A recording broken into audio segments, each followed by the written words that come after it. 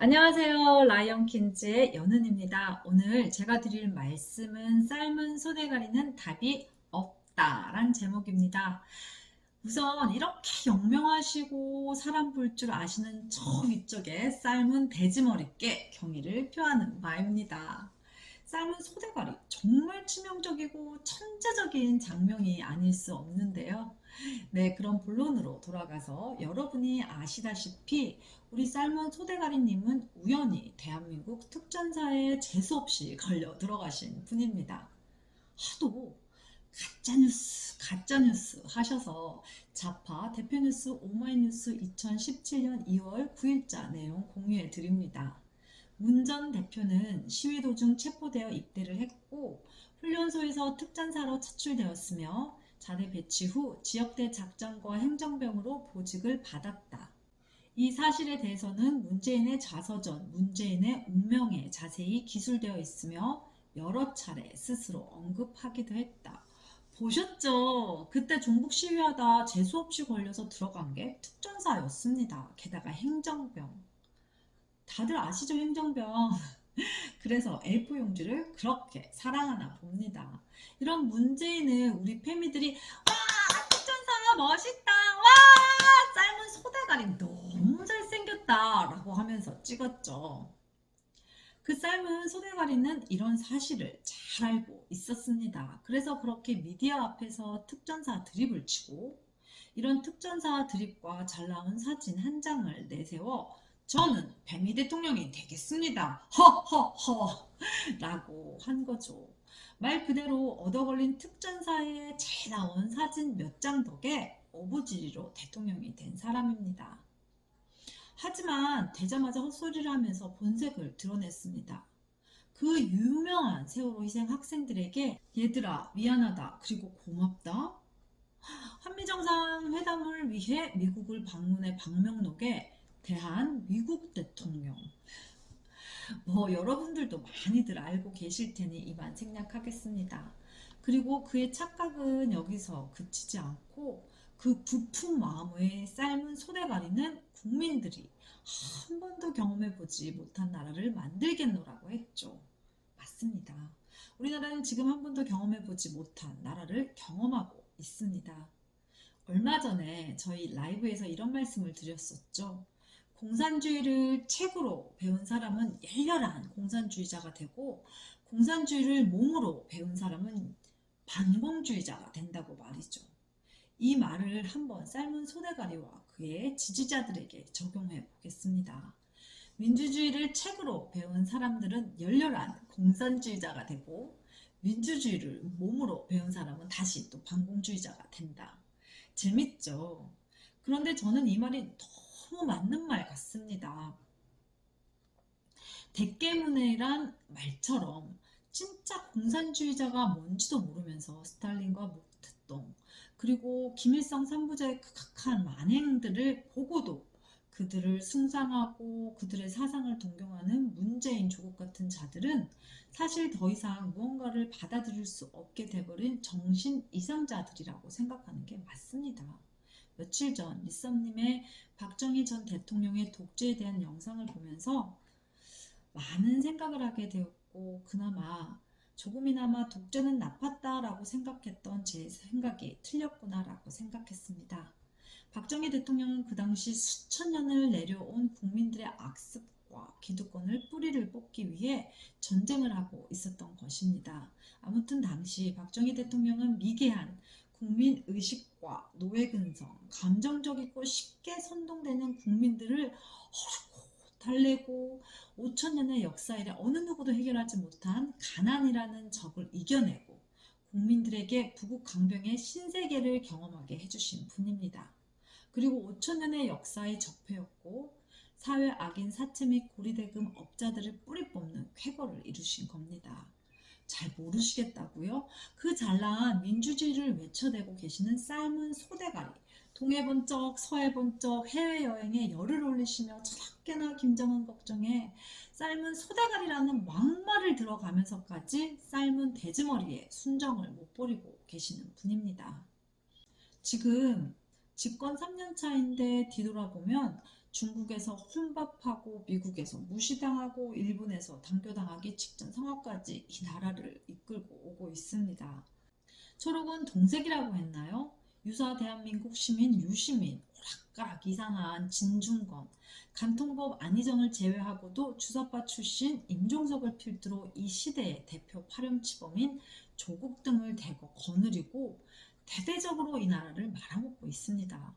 지금 뭐가 적폐인지 분간도 못하는 삶은 소대가리께서 이 북극 강병의 기초를 다진 백전노장의 한국 대기업들을 적으로 삼고 그동안 그나마 위대한 지도자 밑에서 각성하여 구습과 구태를 벌이고 국가 발전에 평생을 바쳐온 우리 아버지 세대를 보수 꼴통, 무식한 노인네로 치부하고 있습니다. 여러분, 대깨문은 답이 없습니다. 박정희 대통령께서 오죽하면 유신을 선포하며 그 적폐 세력과 전쟁을 선포하고 뿌리를 뽑으려 했겠습니까? 이러한 자들에게는 어떠한 자비도 필요 없습니다.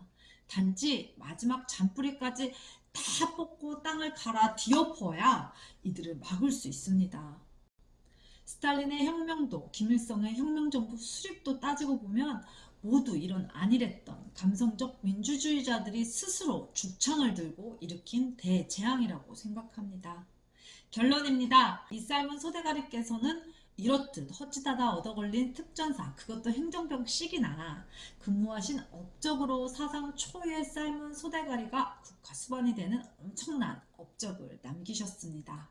자, 국민 여러분, 이제는 바로 잡아야겠죠. 대문화하던 종북 소대가리를 고쳐보려 특전사에 보냈지만 결과는 오늘날 이 지경이 됐습니다. 오늘 제목처럼 삶은 소대가리는 원래 답이 없었던 것입니다. 이런 자에게 헛된 희망을 품지 마시고 다시는 삶은 소대가리 같은 자에게 선동당하는 국민들이 부디 되지 않기를 소망합니다. 끝까지 시청해 주셔서 감사합니다.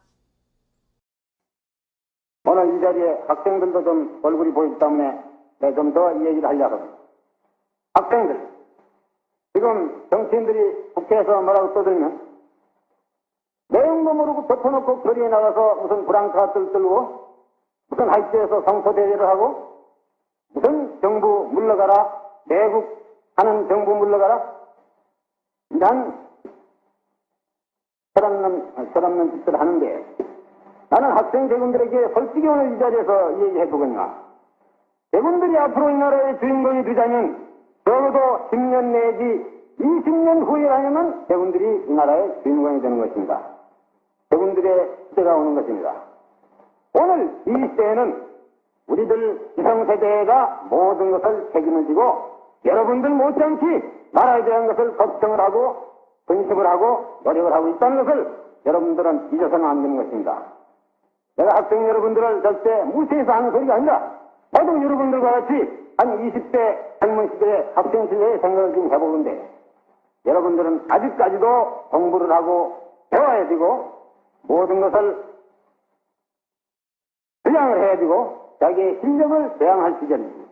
여러분들이 직접 정부가 하는 일, 정치적인 문제, 사회적인 문제 낱낱이 직접 간섭하거나 여기에 참여하거나 직접 행동해온 길 그런 기계도 아니고 또 그런 것이 여러분들의 책임도 아니다 하는 것을 확실히 알아야 됩니다. 그러니 지금 학생들은 4.19 정신 운운하고 튀어나옵니다. 여러분들이 선배가 4.19 당시에 거리에 나와서 한국의 민주주의를 다시 지키기 위해서 튀어나온 그 정신은 그야말로 100년에 한 번, 900년에 한 번 있을까 말까 한 이건 숭고한 정신인 것입니다.